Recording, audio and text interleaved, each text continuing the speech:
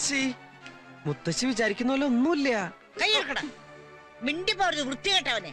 നിന്നെ പറ്റി അവള് പറയുന്നതൊക്കെ സത്യമാണെന്ന് എനിക്ക് ഇപ്പഴാ മനസ്സിലായത്.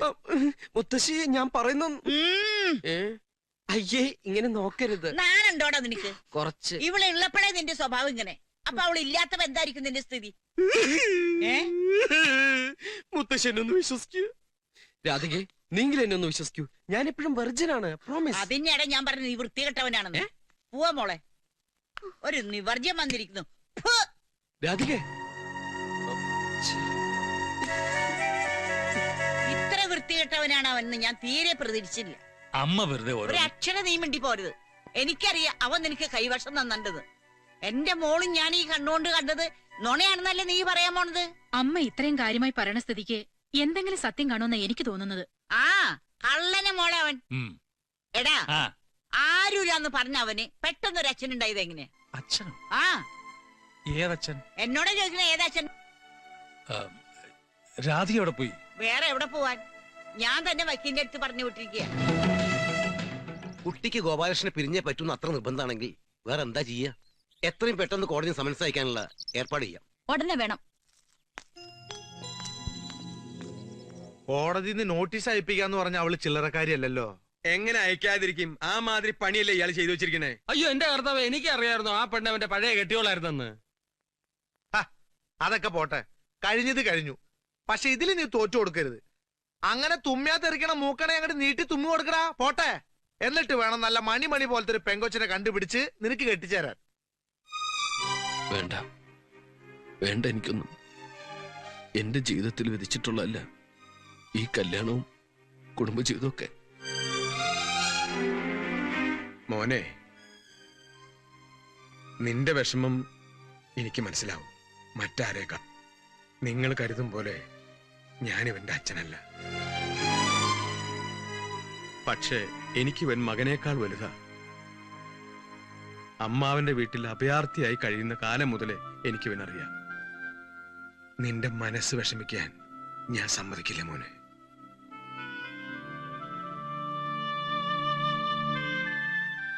നീ ധൈര്യമായിട്ടിരിക്കേ. ഞാൻ ഇന്ന് പോയി ജോലിക്ക് ജോയിൻ ചെയ്തില്ലെങ്കിൽ ഇവന്റെ പണി പോവും. ഇത്രയും നാള് കാണാതായപ്പോ എന്നെ കൊണ്ടുപോകാൻ വേണ്ടി വന്നതാ. പക്ഷെ ഞാൻ ഉടനെ തിരിച്ചു വരും നിന്നെ ഇവിടുന്ന് കൊണ്ടുപോവാൻ എന്റെ കൂടെ. അതിനു മുമ്പ് നീ കോടതി പോണം. എന്നിട്ട് അവിടെ പറയണം തന്നിഷ്ടക്കാരിയായ ഒരു പെണ്ണിന്റെ കൂടെ ജീവിക്കുന്നതിലും ഭേദം വിവാഹമോചനമാണെന്ന്. നീ കോടതി പോയില്ലെങ്കിൽ അവള് കരുതും ജയിച്ചത് അവളാണെന്ന്. അതുപോലെ അച്ചായനൊരു ഉപകാരം ചെയ്യണം. ഇവന്റെ ആദ്യ ഭാര്യയെ കണ്ടുപിടിച്ച് അവളോട് പറയണം ഇനിയെങ്കിലും ഇവനെ ഉപദ്രവിക്കരുതെന്ന്.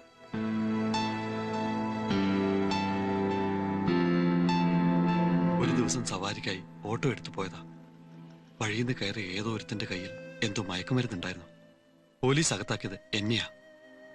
ഇവളെ ഒന്ന് അറിയിക്കാനുള്ള സന്മനസ് പോലും പോലീസ് കാണിച്ചില്ല. സ്റ്റേഷനിൽ നേരെ കോടതി, അവിടുന്ന് ജയിൽ. പിന്നീട് വളരെ കഴിഞ്ഞാണ് ഞാൻ എവിടെയാണെന്ന് ഇവക്ക് പോലും മനസ്സിലായത്. അവസാനം ഓട്ടോ സ്റ്റാൻഡിലെ ചില സുഹൃത്തുക്കളുടെ സഹായത്തോടെയാണ് പുറത്തിറങ്ങിയത്. എനിക്കിവളെ തിരിച്ചു തന്ന നല്ല മനുഷ്യനും ഗോപാലകൃഷ്ണൻ. പക്ഷെ അവന്റെ ജീവിതം ഇപ്പൊ നശിച്ചു.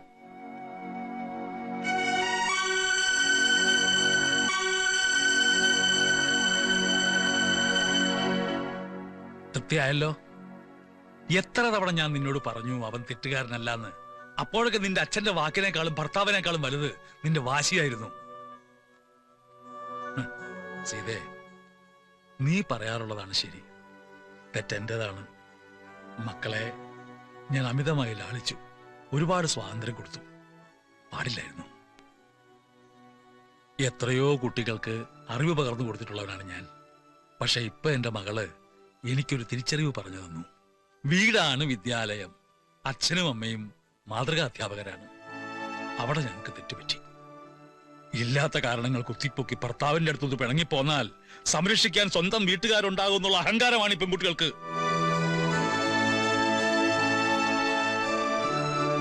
ഇനി ഏതായാലും ഞാൻ വരില്ല അവന്റെ കാല് പിടിക്കാൻ. നിനക്ക് നിന്റെ ഇഷ്ടം പോലെ ചെയ്യാം.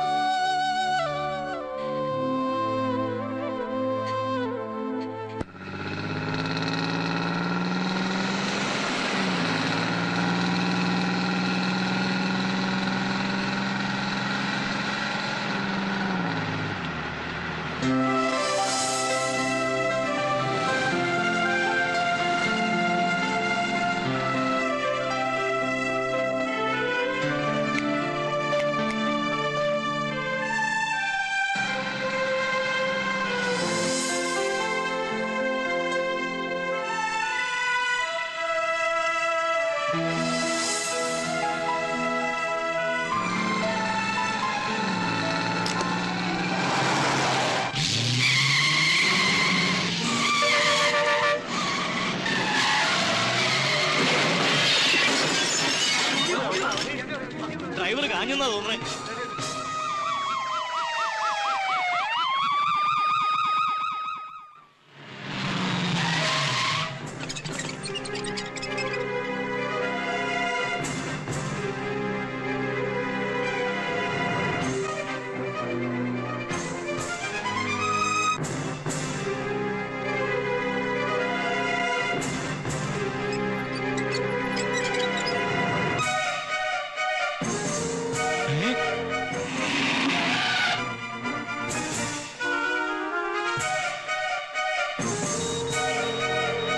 ഞാനിപ്പോ എന്താണ് ചെയ്യാ?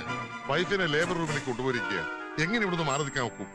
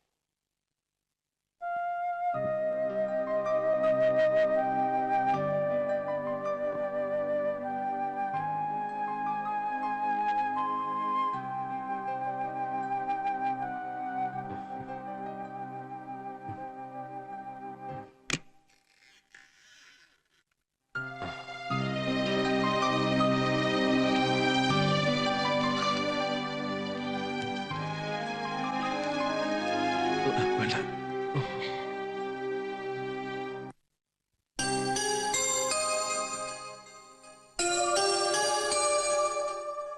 കോടതിയിലേക്ക് പുറപ്പെട്ടതാ. പക്ഷെ എത്തിച്ചേർന്നത് ഇവിടെയാ. രാധികയുടെ ഒരു ഇഷ്ടത്തിനും ഞാനെതിരല്ല. നമുക്ക് പിരിയാം.